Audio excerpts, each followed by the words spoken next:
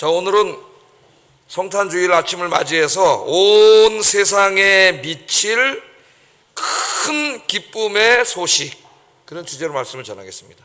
온 세상에 미칠, 그러니까 전 세계가 다 포함되는 거죠. 전 세계에 살고 있는 모든 사람들, 한 사람도 예외 없이 모든 사람들에게 전해져야 할 기쁜 소식, 큰 기쁨의 소식이라 그랬어요. 그냥 기쁨의 소식만 해도 좋은 소식인데 큰 기쁨의 소식, 그 소식이 뭘까요? 오늘 거기에 대해서 제가 말씀을 증거하려고 합니다. 우리가 4년 동안 코로나로 많은 이제 고통을 당했는데 전 세계 사람들이 다 고통을 당했죠. 그죠? 한 사람도 예외 없이 전 세계 사람들이 다 고통을 당했어요. 그래서 그 전 세계 사람들이 정말 간절히 기다리던 기쁨의 소식이 뭐였어요? 백신이 나왔습니다. 치료제가 나왔습니다. 코로나로 인한 전염병이 끝났습니다. 그 소식이겠죠. 모든 세계 사람들이 다 고통을 당하고 있었기 때문에 이 소식은 보편성을 띠고 있습니다. 어느 특정한 집단, 어느 특정한 민족에게만 기쁜 소식이 아니라 온 인류에게 기쁜 소식이에요. 근데 오늘 천사들이 우리에게 이 온 세상에 미칠 큰 기쁨의 좋은 소식을 우리에게 알려주었습니다. 그 소식이 뭐예요? 하나님께서 인간을 사랑하셔서 인간들을 구원하기 위해 이 땅에 찾아오셨다. 하나님께서 우리들을 너무 사랑하셔서 우리들을 구원하기 위해서 이 땅에 찾아오셨습니다. 그날이 오늘이잖아요. 오늘 하나님이 인간의 역사 속에 찾아오신 날, 바로 오늘입니다. 이것이 온 세상 사람들이 반드시 들어야 될 큰 기쁨의 소식이죠. 큰 기쁨의 소식. 돈 많이 벌었습니다. 뭐 이렇게 내가 좀 출세했습니다. 성공했습니다. 그런 이야기 정도가 아니라 온 세상 사람들이 들어야 될 이 구원의 기쁜 소식입니다. 구원의 기쁜 소식. 자, 하나님께서 이 기쁜 소식을 제일 처음에 누구에게 알려주셨냐면은 밤중에 양들을 치던 목자들에게 가장 먼저 알려주셨어요. 목자들은 아기의 모습으로 오신 하나님을 만나서 감사와 찬양의 예배를 드렸고, 천사가 전해준 이 온 세상이 들어야 될 이 구원의 기쁜 소식을 다른 사람들에게 알리는 일을 했습니다. 누군가에게 알려줘야 되잖아요. 모르니까 이 일을 감당했어요. 그래서 하나님의 구원의 은혜와 사랑을 체험한 사람들은 이 목자들처럼 세 가지 반응이 반드시 나타나게 되어 있습니다. 뭐냐면 감사, 예배, 그리고 선교예요. 선교, 전도. 이 세 가지가 나타나게 되어 있어요. 선교는 뭐예요? 온 세상 사람들이 반드시 들어야 될 이 구원의 기쁜 소식을 가서 이야기해 주는 거잖아요. 모르니까. 선교가 뭘 다른 거 아니에요. 가서 이야기해 주는 거예요. 내 입을 통해서. 우리가 증인이지 않습니까? 이 세 가지가 반드시 나타납니다. 이 성탄절 아침에 이 세 가지에 초점을 두어서 말씀을 증거하려고 해요. 자, 이 성탄절 아침은 인류의 역사를 AD와 BC로 나누게 한 날입니다. 나누어지게 한 날이고, 창조주이신 하나님이 인간이 되셔서 아기의 모습으로 이 땅에 찾아오신 날, 그래서 아무 소망이 없던 우리 인류에게 구원의 문이 활짝 열린 날이에요. 소망의 날입니다. 근데 오늘 이제 이 말씀을 보면은 예수님이 탄생하실 때를 이야기하면서 이 그때가 역사적으로 어느 시점인가를 분명히 이야기하고 있어요. 그러니까 이 성경의 진리는, 하나님이 인간에게 찾아오신 이 진리, 이 구원의 진리는 어떤 역사의 진공 상태에서 주어진 게 아닙니다.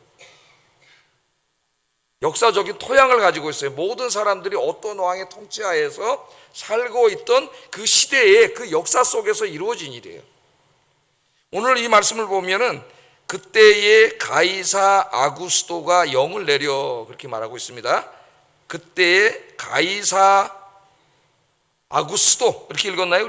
우리말로 음력을 할 때 아구스토라고 이렇게 이야기를 했어요. 아구스토. 자, 예수님이 태어날 때에 이 아구스토는 누구예요? 예수님이 태어날 때에 그 세계, 그러니까 뭐 서방 세계만 의미하겠지만은 그 세계를 통치하고 있던 황제죠. 왕입니다. 왕, 로마의 왕이에요. 이 아구스토가. 이제 우리 자녀들이 많이 와 있는데 아마 역사를 배우면서 공부를 했을 거예요. 아는 친구들도 많을 거예요. 이 아구스토가 통치할 때에 로마 제국이라고 하면 정말 엄청난 거죠. 이 당시에 로마 제국의 내해가 지중해였습니다. 지금 지중해 연안에 수십 개 나라가 있는데 그때는 다 그게 그냥 한 나라예요. 그러니까 지중해는 로마 제국의 호수에 불과했어요. 호수에. 저 영국의 잉글랜드 지방까지가 또 지금 저 유럽의 남유럽, 독일의 남부지방 전부 다가 한 나라였어요. 유럽은. 로마 제국이었습니다. 로마 제국. 이 제국의 황제가 아우구스투스인데 이 사람이 통치할 때에 예수님께서 인간의 역사 속에 찾아오셨다. 그렇게 성경은 이야기하고 있습니다. 자, 사람들은 그 사람이 왕이라고 생각을 하고 있는데 오늘 성경은 그 사람은 모조품 왕이요 가짜 왕이라고 이야기하고 있어요. 진정한 왕, 만왕의 왕이신 그분이 이 땅에 찾아오셨음을 선포하고 있습니다. 그러나 마리아와 요셉 외에는 이 세상 그 누구도 하나님께서 인간의 몸을 입고 인간의 삶 한가운데로 찾아오신 이 위대한 사건을 알지 못했습니다. 여러분, 만일 우리나라에 저 미국의 대통령이 온다고 한다면 어떻게 되겠어요? 며칠 전부터 신문과 방송에서 계속 뉴스를 내보낼 것이고 언제 온다고 계속 뉴스를 할 겁니다. 또 우리 정부에서는 그 사람이 오기 전까지 몇 주 전부터 철저하게 이제 준비를 하고 그렇게 하겠죠. 왜냐하면 외교에 있어서 제일 중요한 게 뭐예요? 의전이에요. 의전이 제일 중요한 거예요. 어떤 사람이 그날을 방문했는데 딱 내리자마자 기분이 나쁘면 나머지 외교는 허나 마나에 다 깨지는 거예요. 그래서 이 의전이 아무것도 아닌 게 아니에요. 우리 젊은 세대들이 잘 알아야 돼요. 의전은 굉장히 중요한 거예요. 거기서 기분 나쁘면 다 끝이에요. 다 준비를 하겠죠. 공항부터 대대적인 환영 행사가 이렇게 열릴 겁니다. 그런데 창조주 하나님, 온 우주 만물의 왕이신 하나님께서 이 광활한 우주 가운데서 이 초라하고 볼품없는 별에 불과한 지구에 찾아오셨지만 아무도 아는 사람도 없고 환영하는 사람도 없었습니다. 그것도 있을 곳이 없어서 마국간 말구유에서 태어나셨어요. 이 우주를 창조하신 만왕의 왕이신 그분이 그렇게 이 땅에 찾아오셨습니다. 여러분, 아우구스투스가 누굽니까? 이 당시의 영웅입니다. 사람들이 신격화시키면서 찬송하고 예배했던 왕이에요. 이 아우구스투스의 이름은 누가 알래나 우리 아이들 중에? 이름은 뭐예요? 그 이름은 아니죠? 옥타비아누스라고 하는 사람이죠. 옥타비아누스입니다. 양아버지였던 그 유명한 케이사르 시저가 원로원에서 암살을 당하자 18살 때에 갑작스럽게 권력을 이양받았던 그런 애송이 18살 때 권력을 이양받았던 그런 사람인데 이 사람이 오랜 동안 지속돼 왔던 로마의 내전을 종식시키고 로마의 평화와 안전을 가져온 사람이에요. 평화와 안전을 가져온. 그래서 사람들이 이 사람을 뭐라고 불렀냐면은 아우구스투스라고 불렀어요. 아우구스투스는 존엄자라는 뜻입니다. 존엄자라고. 얼마나 이 사람이 정치적으로 뛰어난 사람이냐. 이 사람은 군단의 경험이 없어요. 로마의 모든 황제는 군단의 경험이 있습니다. 나가서 전쟁을 틀고 그런 걸 다 겪은 사람이에요. 그런데 이 사람은 아무것도 해본 적이 없는 샌님이에요.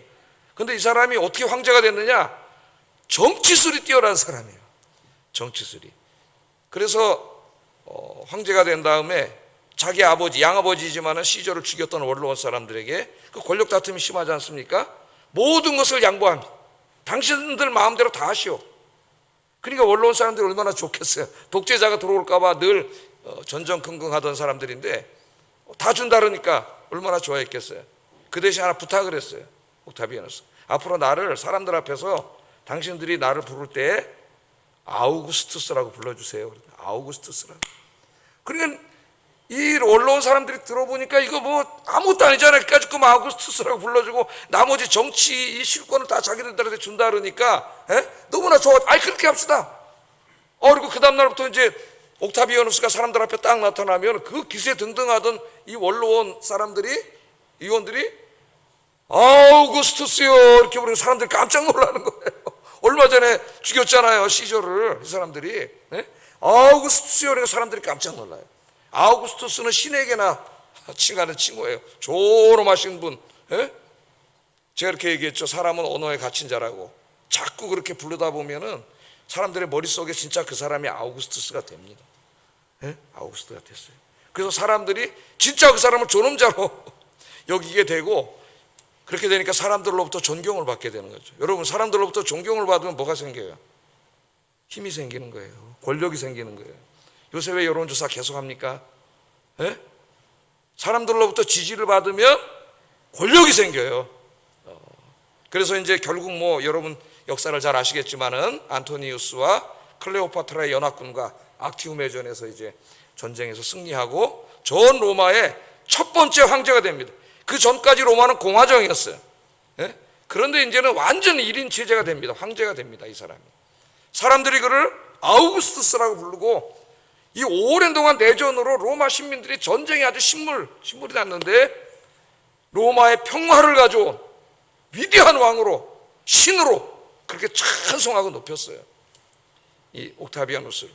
그 옥타비아누스가 내건 통치 이데올로기가 뭐냐면은 팍스 로마나. 잘 아시죠, 여러분? 팍스가 뭐예요?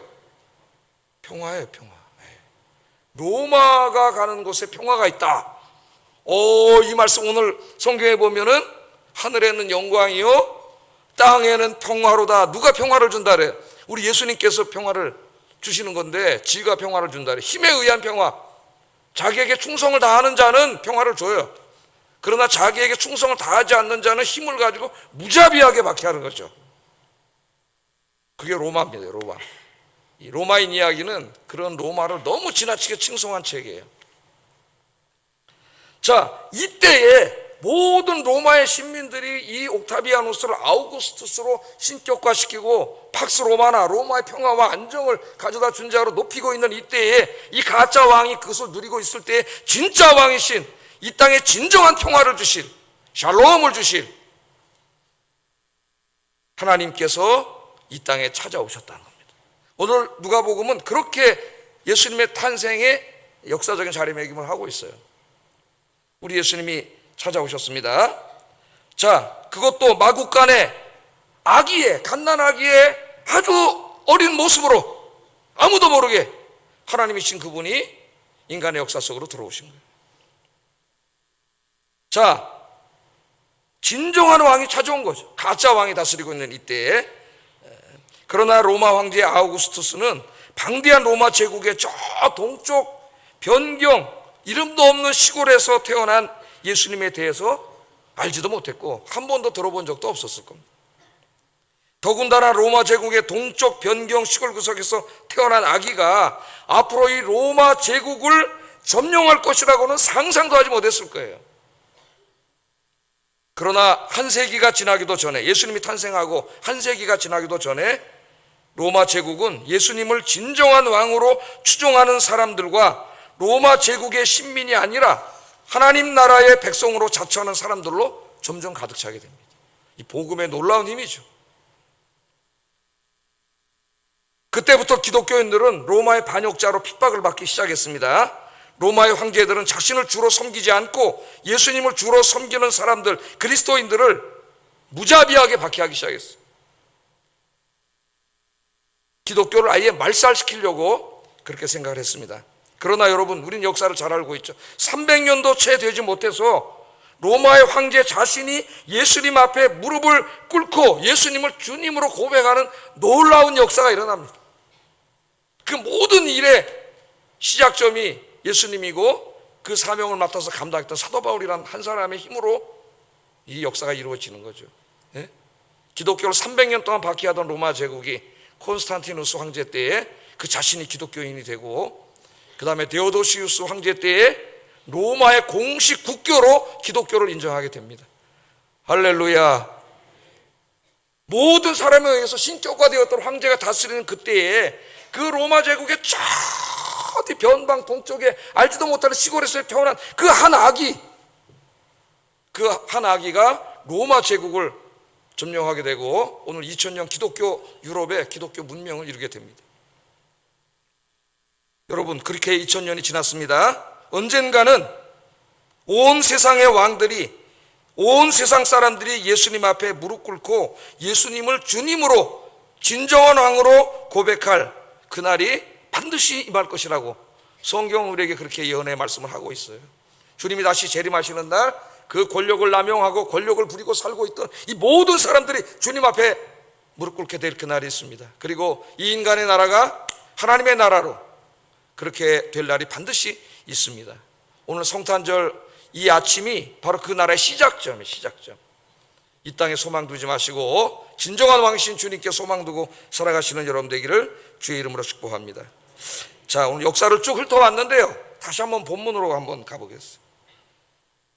이 우주와 인간을 창조하시고 인간의 역사를 섭리하시는 왕이 탄생했지만은 세상은 너무 고요합니다. 아까 우리 성가대가 고요한 밤 이렇게 불렀는데 너무 고요해요. 왕이신 하나님께서 죄와 사망과 고통으로부터 인류를 구원하시기 위해 이 땅에 오셨지만 아무도 이 기쁜 소식을 알지 못하고 있습니다. 이때 누가는 말구유에 태어나신 예수님으로부터 베들레헴 근처에서 양을 치고 있는 일단의 목자들에게 카메라의 초점을 옮기고 있어요. 여러분, 영화를 보고 있었다면은 말구유에 태어나신 예수님께로 카메라가 비치다가 갑자기 이제 뜰에 있는 목자들에게로 카메라가 비치고 있는 것이죠. 예수님께서 이 땅에 오시던 날, 그날 밤 목자들은 그들의 인생을 완전히 바꾸어 놓는 놀라운 체험을 하게 됩니다. 하나님의 사자가 그들을 방문했어요. 오늘 본문에 이렇게 나오지 않습니까? 8절 9절 한번 읽어보겠습니다. 시작.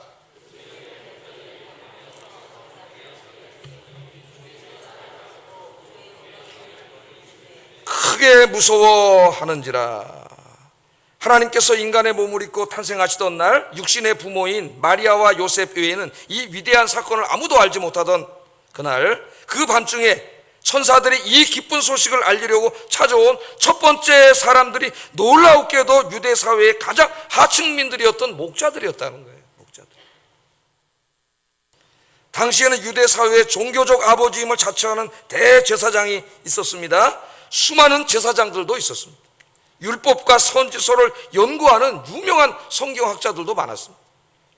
그러나 하나님께서 구세주의 탄생의 기쁜 소식을 제일 먼저 알리시려고 찾아온 사람들은 종교 지도자들도 아니고 성경학자들도 아닙니다. 하나님을 경외하며 자신의 삶을 충실하게 살고 있었던 소시민들이었다는 거예요. 소시민들. 여러분이 기쁜 소식이 있으면 누구에게 제일 먼저 알립니까? 사랑하는 사람에게 제일 먼저 알리죠. 제일 맛있는 거 있으면 누구 먼저 생각나요? 그때 제일 먼저 생각나는 사람이 여러분 사랑하는 사람. 사랑하는 사람 생각나지 않겠어요? 예? 하나님께서 이 기쁜 소식을 목자들에게 처음으로 알렸다는 것은 당시에 하나님께서 이 목자들을 가장 사랑하시고 소중하게 여겨셨다는 것을 우리에게 보여주는 거예요.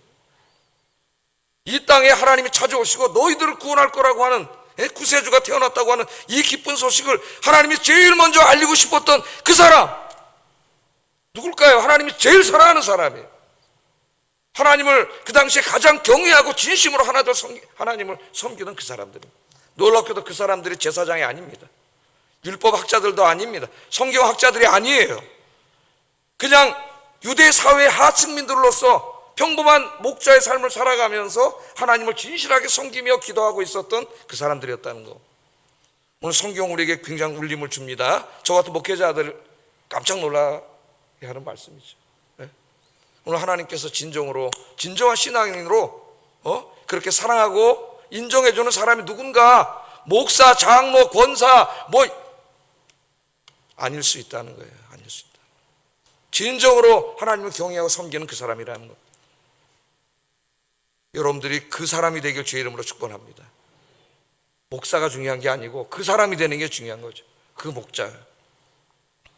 천사들은 목자들에게 그들이 평생 동안 기다려왔던, 아니 그 조상 때부터 기다려왔던 너무나 기쁜 구원의 소식을 증거합니다. 10절 11절 읽어보겠습니다. 시작.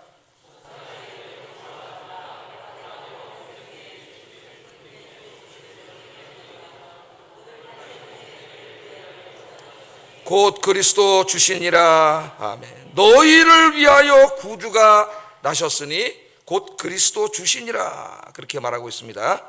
천사들은 구약 성경이 예언했고 모든 경건한 유대인들이 간절하게 기다리고 있던 구세주 그리스도 주가 태어났음을 알려줬어. 그 당시에 유대인들이라면 다 이 메시아를 기다리고 있었죠. 여러분, 우리 이제 성경에 그리스도라고, 이 말은 헬라어입니다. 헬라어 크리스토스를 그냥 이렇게 트랜스리터레이션 한 거예요. 그러니까 음력한 거예요. 음력. 그냥 읽은 거예요. 그리스도. 근데 이 그리스도는 뭐에 번역어냐 하면 히브리 말 메시아의 번역어예요. 메시아. 사실 그리스도라고 번역하면은 별로 의미가 없습니다. 이게 메시아라는 말이에요. 메시아. 이 당시에 유대인들이 기다리던 메시아는 왕이에요. 그런데 그들은 그 왕을 정치적인 왕으로 잘못 이해하고 있었지. 진정한 왕, 메시아는 진정한 왕이십니다. 그래서 여기 그리스도, 예수님이 누구냐, 이 아기가 누구냐, 그리스도라고 하는 것은 너희들이 기다리던 메시아라는 거예요. 메시아, 구세주 메시아이고, 그분이 주님이라고 하는 거는, 주님은 뭐냐, 주님은 쿠리오스, 이거를 히브리 말로 번역하면 야훼가 됩니다. 우리가 여호와 그러잖아요. 여호와가 되는 거예요. 야훼. 그분이 하나님이시라는 거예요. 하나님. 초대교회가 전했던 복음의 핵심은 그 당시에 저 말구에서 태어난 저 아기가 한 사람의 인간이 아니고 저분이 누구라는 거예요? 저분이 야훼 하나님이라는 거예요. 그리스도가, 저 예수가 주님이십니다. 그게 복음의 핵심이에요, 여러분. 저 예수가 주님이십니다. 오늘 이 시간에 또 삼위일체 하나님에 대해서 다 제가 얘기할 수 없지만 제가 한번 이렇게 말씀드리고 싶어요. 톰 라이트가 쓴 책 중에 NT 라이트, 우리가 이렇게 읽는데 톰 니콜라스 라이트라고 하는 21세기 가장 위대한 신학자인데 그의 책 중에 예배를 말하다라고 하는 책이 있습니다. 예배를 말하다. 여기에서 자신이 어느 날 만나서 대화를 나누었던 한 영국 사람과의 대화를 소개하고 있어요. 여기에 그 삼위일체 하나님에 대한 것이 아주 잘 드러납니다. 자, 그 사람이 톰 라이트 교수를 만나서 이렇게 말했다고 합니다.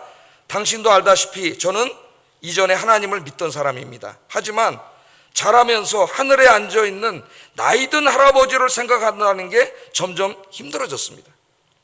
여기 이 세계에는 고통과 아픔이 널려 있는데 그런 고통과 아픔이 없는 멀리 떨어진 팔짱 끼고 계신 하나님이라니요.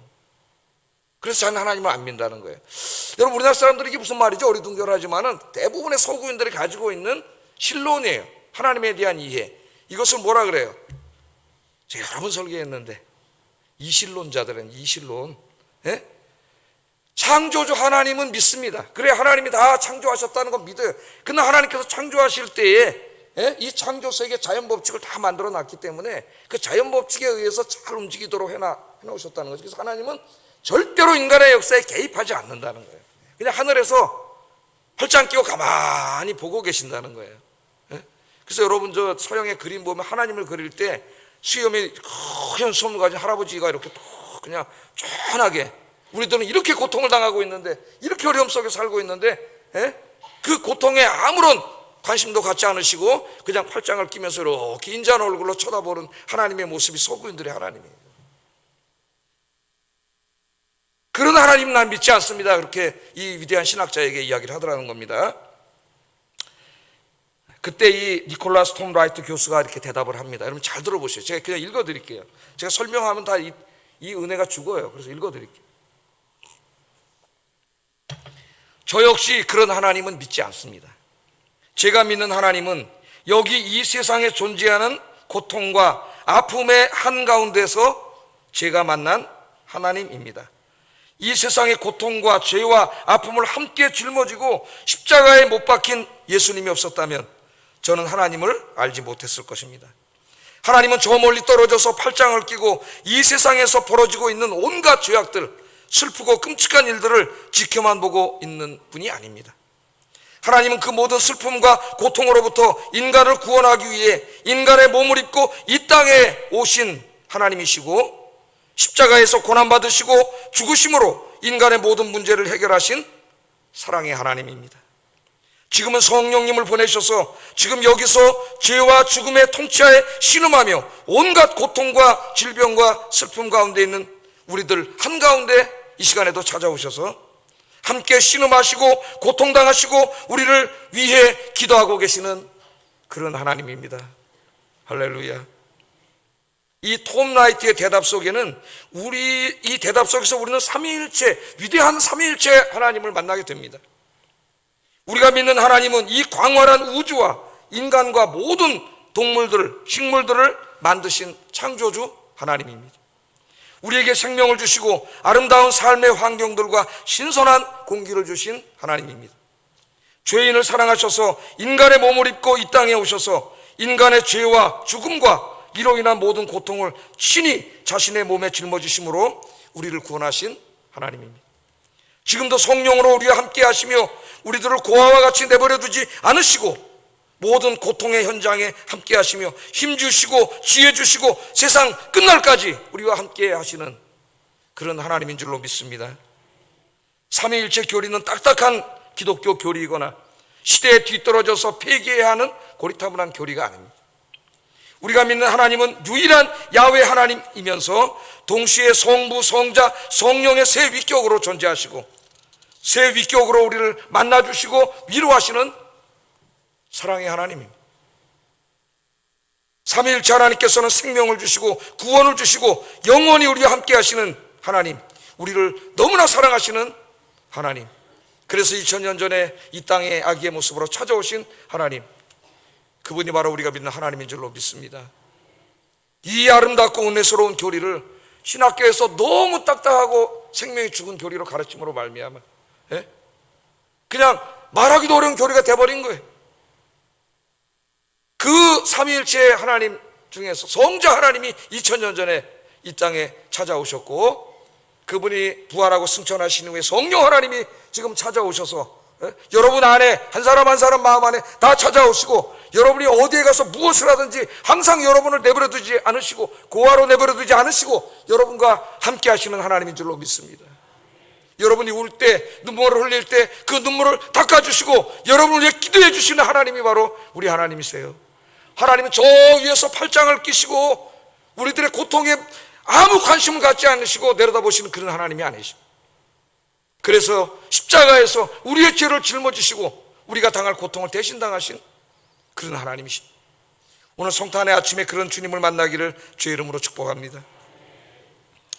구세주 탄생의 기쁜 소식을 알리면서 이 천사들이 하나님을 찬양하러 13절 14절 한번 읽어보겠습니다. 시작.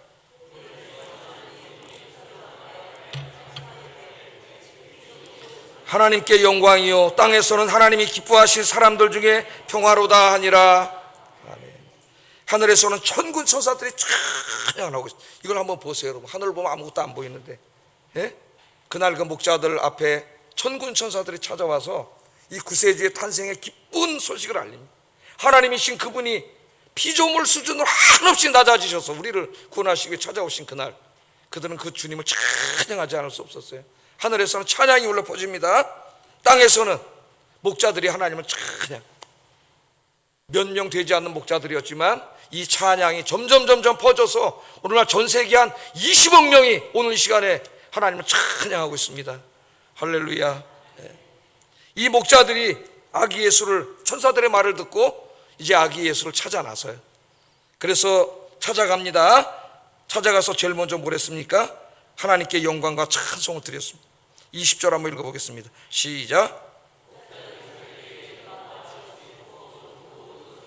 하나님께 영광을 돌리고 찬송하며 돌아가니라. 그 아기 예수가, 그 아기가 하나님이심을 알았기 때문에 찬송과 경배를 올리고 돌아갔다 그래요. 요한계시록 우리가 공부하고 있습니다. 4장과 5장을 공부했습니다. 이미 구원받아서 하나님의 나라에 안식하고 있는 성도들이 뭘 하고 있어요? 찬송을 하고, 천군 천사가 찬양과 경배를 드리고 있어요. 오늘 우리가 드리는 예배는 하늘에서 드리는 성도들이 천군 천사와 드리는 예배와 탯줄로 연결되어 있다고 톰 라이트는 말합니다. 그 영광스러운 예배가 사실은 우리의 예배가 돼야 되는데 우리가 그렇게 예배를 못 드리고 있는 거예요. 요한계시록 5장 12절 14절 이 어린 양 예수를 찬양하고 있어요. 한번 같이 읽어볼까요? 시작. 큰 음성으로 이르되 죽임을 당하신 어린 양은 능력과 부와 지혜와 힘과 존귀와 영광과 찬송을 받으시기에 합당하도다 하더라. 내가 또 들으니 하늘 위에와 땅 위에와 땅 아래와 바다 위에와 또 그 가운데 모든 피조물들이 이르되 보좌에 앉으신 이와 어린 양에게 찬송과 존귀와 영광과 권능을 세세토록 돌릴지어다. 내 생물이 이르되 아멘하고 장로들은 엎드려 경배하더라. 이 웅장하고 위대한 예배를 한번 여러분 생각해 보십시오. 여러분의 예배가 이렇게 되기를 주의 이름으로 축복합니다. 여러분, 천국이 무료할 것 같습니까? 어떤 사람이 이렇게 물어보더라고요. 목사님, 천국에 가면 뭐 하죠? 심심하지 않을까요? 무료할 것 같아요? 여러분 어떠세요? 천만의 말씀입니다. 예배는 가장 흥분되는 시간입니다. 가장 마음 설레는 시간입니다. 예배는 나에게 생명을 주신 분, 나를 가장 사랑하시는 분, 나를 위해 생명을 내어주신 분, 지금도 나와 함께 하시면서 함께 아파하시는 분, 나에게 살아갈 용기와 힘과 지혜를 주시는 분, 그 삼위일체 하나님과 함께하는 시간이에요. 이런 신앙을 잃어버리면 우리 예배는 지루하고 졸린 종교의식으로 전락해버립니다. 왜 예배 시간에 졸리고 지루한 시간이 됐습니까? 여러분, 이 삼위일체 하나님을 진정으로 마음속에 만나는 게 사라져버렸기 때문에 예배에 아무런 감격과 감사가 없는 거예요. 여러분의 예배는 어떻습니까? 제가 이런 비유를 하나 드리고 싶습니다.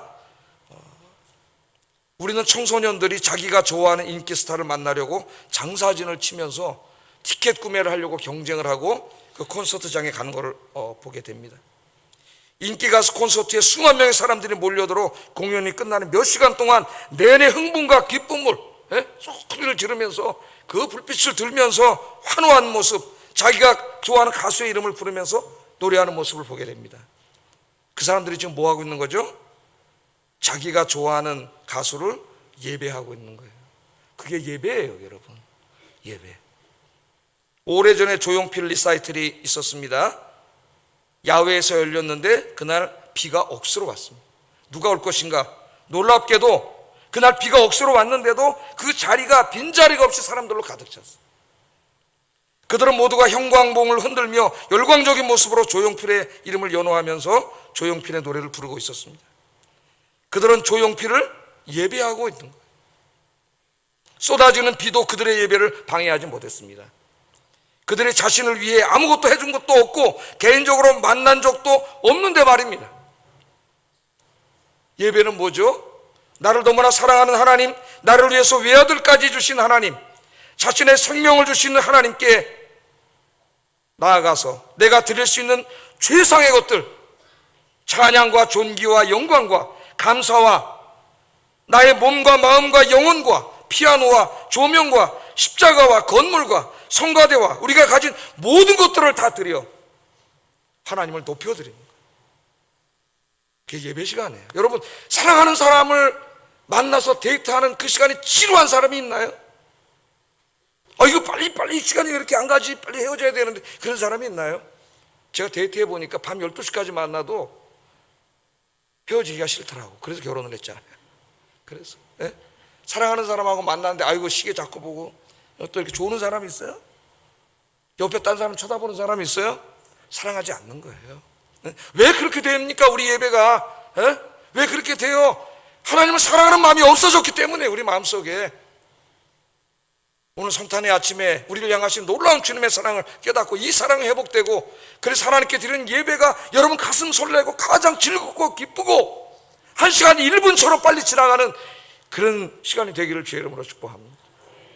기도하셔야 돼요. 기도하셔야 돼요.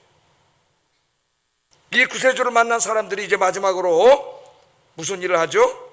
이 구원의 기쁜 소식을 사람들에게 이야기하기 시작합니다. 얼마나 놀라운 일에 하나님이 찾아오셨는데, 인간으로 우리를 구원하시기 위해서 우리를 사랑하시는 하나님이 찾아오셨는데, 이것보다 더 기쁜 소식이 어디 있고 희망의 소식이 어디 있고 내가 전해야 될 소식이 어디 있습니까? 어제 우리 중고등부 아이들이 스킷 드라마를 뮤지컬로 이렇게 이야기를 했는데, 내 제일 친한 친구에게 내가 꼭 전해줘야 될 가장 기쁜 소식이 뭐예요? 그 친구의 생명을 살리는 소식 아닙니까, 여러분? 그 외에 더 다른 기쁜 소식이 어디 있어요? 이야기하고 있습니까, 여러분? 오늘 10절 한번 읽어보겠습니다. 시작.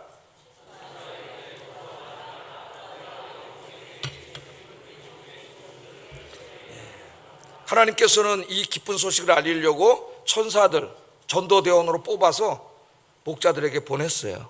그래서 목자들에게만 알려줬습니다. 천사들은 목자들에게만 알려줬어.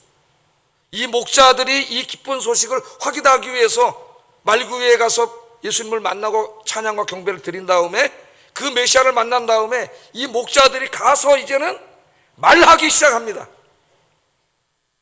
16절 17절 한번 읽어보겠습니다. 시작. 천사가 자기들에게 이 아기에 대하여 말한 것을 전하니, 이 아기에 대해서 말한 것을 전하기 시작했다 그랬어. 이 기쁜 소식을 온 세상 사람들이 반드시 듣고 구원받아야 될 이 기쁜 소식을 이 성탄의 아침에 여러분이 가장 사랑하는 그 사람에게 찾아가서 이야기하는 아침이 되기를 주의 이름으로 축복합니다. 기도하겠습니다. 성탄의 아침입니다. 우리가 뭘 생각하고 기도해야 되는가? 나 같은 죄인을 구원하시려고 인간이 되신 하나님의 사랑과 은혜를 기억하며 감사하게 하소서. 하나님의 사랑과 은혜에 감사하며 그 주님을 찬양하고 예배하는 삶을 살게 하소서. 예수님이 이루신 구원의 기쁜 소식을 온 세상에 전하는, 특별히 내가 사랑하는 사람들에게 이야기하는 삶을 살게 하소서. 기도하겠습니다. 사랑